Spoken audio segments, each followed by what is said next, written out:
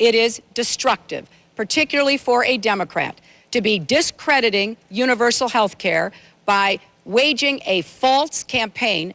He does eliminate the Affordable Care Act, eliminates private insurance, eliminates Medicare, eliminates Medicaid, TRICARE, Children's Health Insurance Program. We don't eliminate Medicare. We expand Medicare to all people. Since when do Democrats attack one another on universal health care?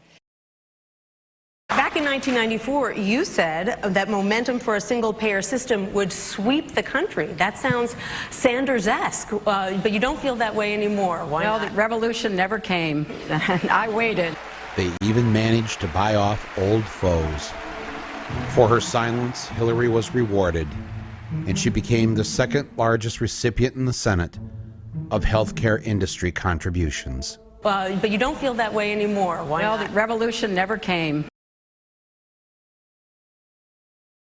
Which enemy are you most proud of? Well, in addition to the NRA, the health insurance companies, the drug companies, the health insurance companies, the drug companies. I never took a position on Keystone until I took a position on Keystone. We're either going to be dependent on dirty oil from the Gulf or dependent on dirty oil from Canada. As president, would you sign a bill allowing the Keystone XL pipeline? If it's undecided when I become president, I will answer your question. When Hillary Clinton becomes Secretary of State, Bill Clinton gives 10 speeches for about $2 million for a bank called TD Bank Investment Group, one of the largest shareholders in Keystone XL pipeline. 3 months later, Hillary Clinton greenlights the pipeline. I never took a position on Keystone. Is he a traitor or a hero? He broke the laws of the United States. He could have been a whistleblower. He could have gotten all of the protections of being a whistleblower. He could have raised all the issues that he has raised. And I think there would have been a positive response to that. First of all, there are not that many channels for national security and intelligence whistleblowers. They are excluded from most avenues available to other whistleblowers. But second of all, Tom Drake and Bill Binney, Kirk Wiebe, and Ed Loomis did go through the proper channels, and all of them fell under criminal investigation for having done so. You know, when I left law school, my first job was with the Children's Defense Fund. Well, you know, Hillary Clinton's an old friend, but they're not friends in politics. We profoundly disagreed with the forms of the welfare reform bill. By the time Bill and I left the White House, welfare rolls had dropped 60%. You know, many years after that, when many people are pronouncing welfare reform a great success, you know, we've got growing child poverty. The poor are suffering. My first job was with the Children's Defense Fund. Welfare rolls had dropped 60%. I'm sorry to say what I thought would happen has happened. This was a blunderbuss. This was just an axe, a hatchet. 6 million, 2% of our population have no income except those food stamps. The food stamps is the sole thing that stands between them and being totally without any income. Welfare rolls had dropped 60%. Yeah, I think it's absurd to suggest she's a friend of children who are in need or families. This is a woman who, when her husband was governor, I first met her at that time when I went down to interview him for the Los Angeles Times, and he was starting his presidential run. And they were bragging about their welfare reform, which destroyed what existed of support for poor children in Arkansas. Then as president, her husband, with her full-throated approval, destroyed the aid to families with dependent children, which 70% of the people on that program were children. They destroyed that program, and we don't even have an accounting of poor children anymore. They're off the radar.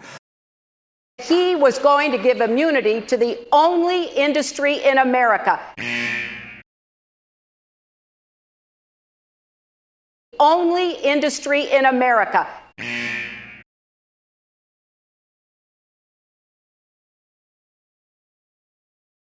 Do you want to shield gun companies from lawsuits or not? Of course not.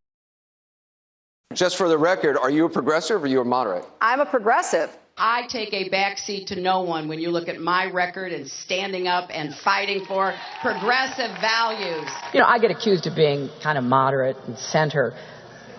I plead guilty. Well, why do they make millions of dollars of campaign contributions? They expect to get something. Everybody knows that. I represented New York, and I represented New York on 9/11. When we were attacked, where were we attacked? We were attacked in downtown Manhattan, where Wall Street is.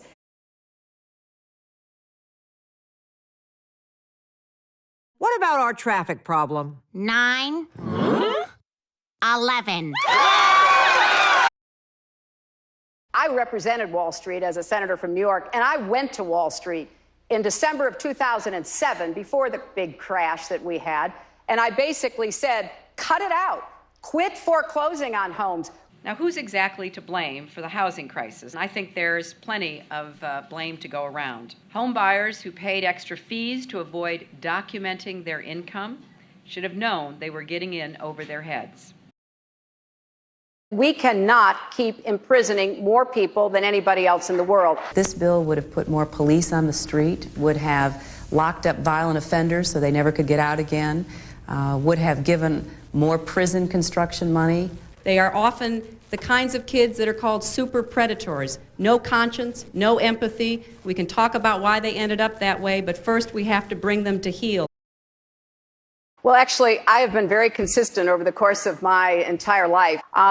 Take the trade deal. We are making progress toward finalizing a far-reaching new trade agreement called the Trans-Pacific Partnership. The so-called TPP will lower barriers, raise standards, and drive long-term growth across the region. Now, looking back on it, it doesn't have the results we thought it would have in terms of access to the markets, more exports, et cetera. So are you saying that as of today, this is not something you could support? As of today, I am not in favor.